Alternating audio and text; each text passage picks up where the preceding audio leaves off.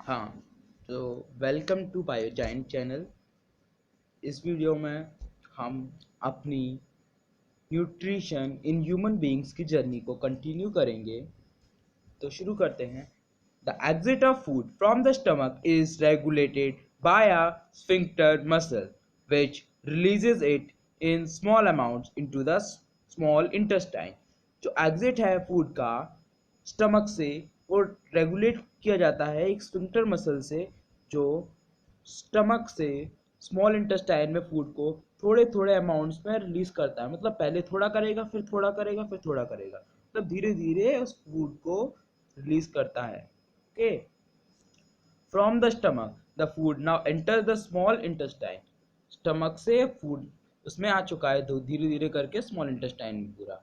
This is the longest part of the alimentary canal which is fitted into a compact space because of extensive calling. ये सबसे बड़ा part है alimentary canal का, जो कि एक छोटे से कॉम्पैक्ट स्पेस में फिक्स हो पाया, जिस बिकॉज ऑफ एक्सटेंसिव कूलिंग, मतलब बहुत ज़्यादा कोल्ड है उसमें, उसकी वजह से वो इतने छोटे से स्पेस में आ पाया है, वरना वो नहीं आ पाता, क्योंकि वो बहुत बड़ा है। सबसे बड़ा पार्ट है किसका? सबसे बड़ा पार्ट है एलिमेंट्री कैनाल का। तो वो एक्सटेंसिव कॉइलिंग की वजह से इतने छोटे से कॉम्प्लेक्स स्पेस में आ पाया है। The length of the small intestine differs in various animals depending on the food they eat. Herbivorous eating grass need a longer small intestine to allow the cellulose to be digested. Meat is easier to digest, hence carnivorous like tigers have shorter small intestine. जो small intestine है वो differ करती है किसमें? जो animal होते हैं वो जिस प्रकार का फूड खाते हैं उससे वो स्मॉल इंटेस्टाइन की लेंथ डिफरेंट होती है। जो ऑर्गेनिज्म जैसा फूड खाते हैं उसी के हिसाब से उनकी जो स्मॉल इंटेस्टाइन होती है उसकी लेंथ होती है। जैसे कि हर्बीवोरस यानी कि पेड़ पौधे खाने वाले जानवर, ग्रास ईटिंग और प्लांट ईटिंग एनिमल्स, उनकी स्मॉल इंटेस्टाइन बड़ी होती है क्योंकि वो ज़्यादातर सेलुलोज खाते हैं, उसको डाइजेस्ट करने में बहुत समय लगता है। तो इस कारण उनकी स्मॉल इंटेस्टाइन बहुत लंबी होती है, जिससे कि उन्हें टाइम मिल पाए इनफ उसको डाइजेस्ट करने के लिए और एब्जॉर्ब करने के लिए, क्योंकि उसको डाइजेशन में टाइम लगता है।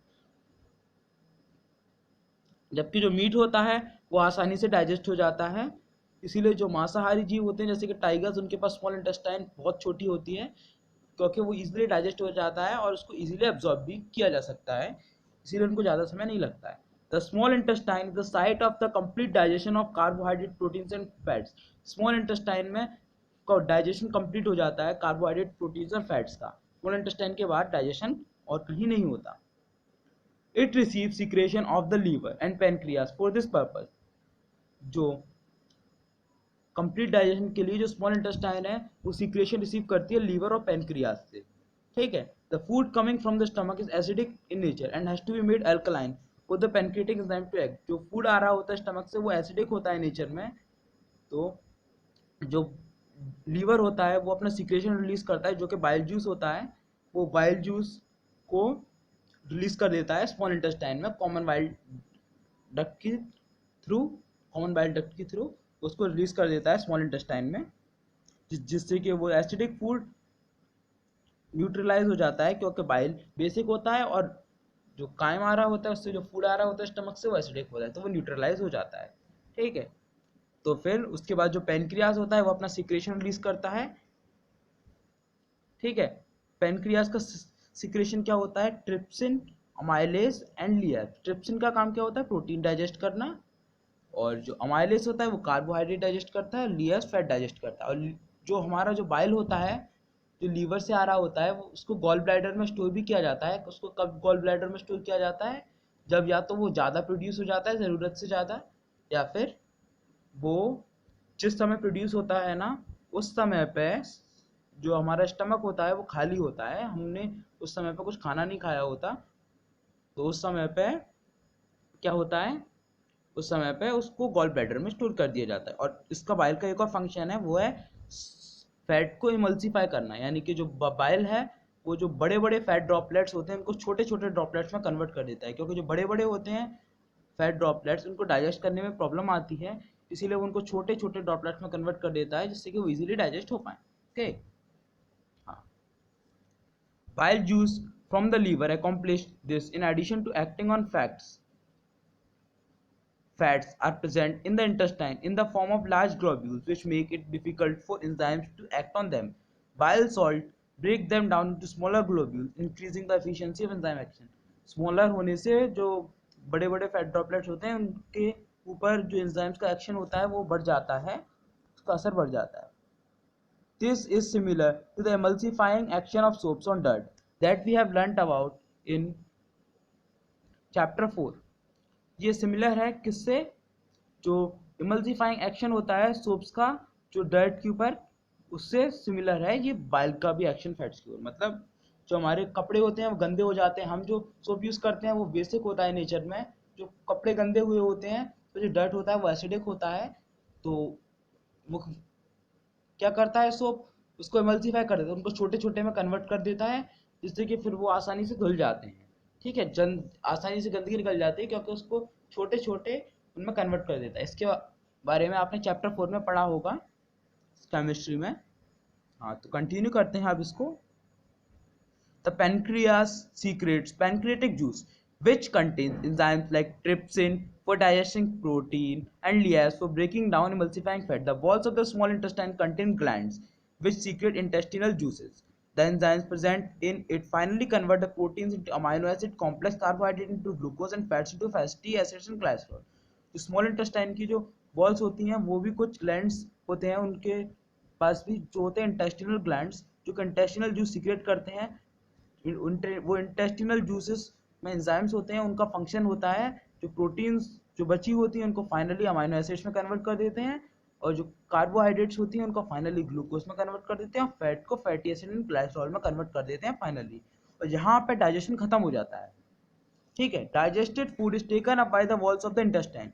The inner lining of the small intestine has numerous finger like projection called villi which increases the surface area for absorption. जो डाइजेस्टेड फूड है ना, जो फूड डाइजेस्ट अब हो चुका है, सारा फूड तक डाइजेस्ट हो चुका होता है, जो भी होना होता है इसके बाद डाइजेशन नहीं होता है, तो डाइजेस्टेड फूड को जो स्मॉल जो वॉल्स हैं स्मॉल इंटेस्टाइन की उसको एब्जॉर्ब करना शुरू करती है. इसके लिए जो अंदर वाली साइड होती है स्मॉल इंटेस्टाइन की, इनर लेनिंग होती है, उसके पास बहुत सारे फिंगर लाइक प्रोजेक्शन होते हैं विलाई, जिससे कि स्मॉल इंटेस्टाइन का सरफेस एरिया इंक्रीज हो जाता है. ज़्यादा सरफेस एरिया के कारण वो ज़्यादा अब्जॉर्ब कर पाता है इसको, फूड को, इसीलिए विलाय होती है जिससे कि ज़्यादा उसका सरफेस एरिया बढ़ जाए.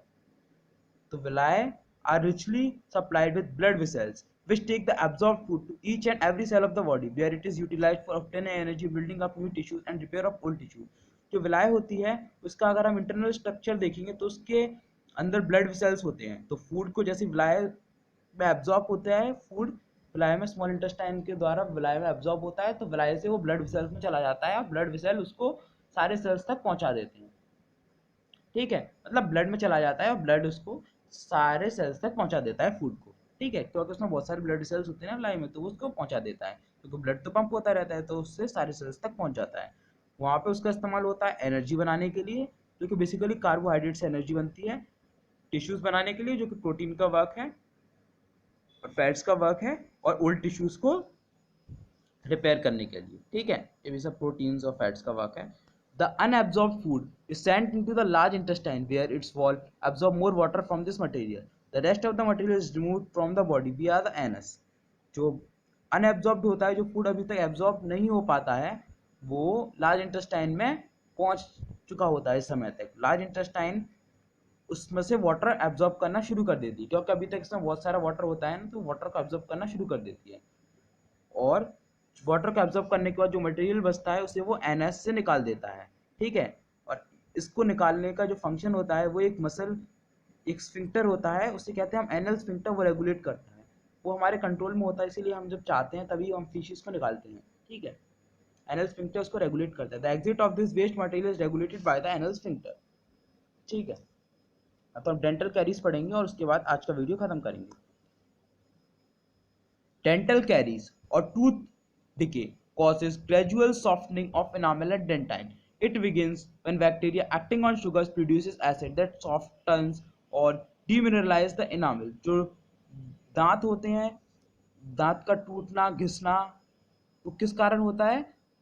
जो हमारे दांत हैं वो सॉफ्ट होते जाते हैं, उनका जो डेंटाइन है वो कमज़ोर होता जाता है. वो इसीलिए होता है क्योंकि जो बैक्टीरिया होते हैं हमारे दांतों में, जो शुगर होती है उस पर एक्ट करना शुरू करते हैं, और एसिड्स प्रोड्यूस करते हैं, जिससे कि हमारा जो दांतों का इनामल की जो लेयर होती है, जो सबसे हार्डेस्ट होती है, वो डिमिनरलाइज होती जाती है, मतलब सॉफ्ट होती जाती है, उसका जो स्ट्रक्चर है वो चेंज होता जाता है, एसिड के कारण वो बेकार होते जाते हैं हमारे दांत। जो बहुत सारे बैक्टीरिया जब दांतों में एंटर करते हैं तो वो हमारे दांतों से चिपक जाते हैं डेंटल प्लेग की वजह से। डेंटल प्लेग एक पीले कलर की कवरिंग होती है हमारे दांतों पे, उससे वो चिपक जाते हैं हमारे दांतों में बैक्टीरिया। सलाइवा हमारे दांतों तक नहीं पहुंच पाता एसिड को न्यूट्रलाइज करने के लिए। जो सलाइवा है वो बेसिक होता है ना नेचर में, इसीलिए masses of bacterial cells together with food stick to the teeth to form dental plaque. Saliva cannot reach the tooth surface to neutralize the acid as plaque covers the teeth. Brushing the teeth after eating removes the plaque before the bacteria produces acid. If untreated, microorganisms may evade a pulp, causing inflammation and infection. जो हमारे दांतों को brush करने से क्या होता है, जो येलो कलर की लेयर होती है पीली पीली, वो रिमूव हो जाती है और सलाइवा दांतों तक पहुंच पाता है और जो एसिड को न्यूट्रलाइज कर देता है, जो माइक्रो ऑर्गेनिजम्स है उनको भी मार देता है। ठीक है, वरना वो माइक्रो ऑर्गेनिजम्स हैं वो हमारे पल्प में इन्फेक्शन कर देंगे, इन्फ्लेमेशन कर देंगे, जिससे कि हमारे पल्प फूल जाएंगे, उनमें दर्द होने लगेगा, ब्लडिंग गम्स हो जाएंगे। उस सबसे हमें प्रोटेक्ट करता है, इसीलिए हमें दिन में 2 बार ब्रश करना चाहिए। तो इस वीडियो को ख़त्म करते हैं। उम्मीद है आपको वीडियो पसंद आया होगा। अगर आपका कोई सजेशन है तो आप मुझे कमेंट बॉक्स में दे सकते हैं। कमेंट बॉक्स में मुझे बताइए कि वीडियो कैसा लगा आपको। आपने चैनल को अभी तक सब्सक्राइब नहीं किया है तो उसको सब्सक्राइब कर दीजिए, वीडियो को लाइक कर दीजिए, वीडियो को फ्रेंड के साथ शेयर कर दीजिए। Thank you for watching.